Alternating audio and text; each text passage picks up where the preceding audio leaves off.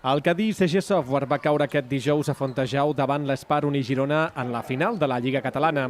Les urgellenques van acabar perdent de 18 punts davant les gironines per 68-50.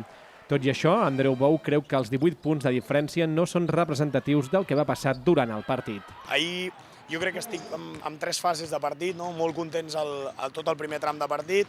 Hi ha una segona fase del partit on el Girona se'ns en va una mica.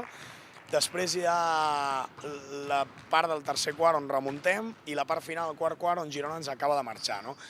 Jo crec que els més 18 de diferència de Girona no són justos perquè crec que nosaltres fem minuts de partit que ens mereixem estar més a prop, però bueno, el que sabem és que quan jugues contra un bon equip, si tu comets errors et castiguen i ho acabes pagant.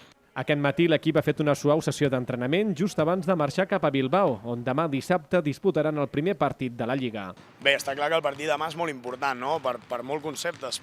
Primer per recuperar-nos una mica tant físic com mental del partit d'ahir, estar preparats per viatjar, per fer el partit que tenim demà i sobretot és primer partit de Lliga. Vull dir, està clar que hi ha d'haver-hi una il·lusió dipositada, una energia per sortir al màxim en aquest partit i fer les coses bé. Vizcaya és un equip que disposa de 3 americanes, més un bloc de jugadores de l'any passat, una excel·lent tiradora europea que ha fitxat.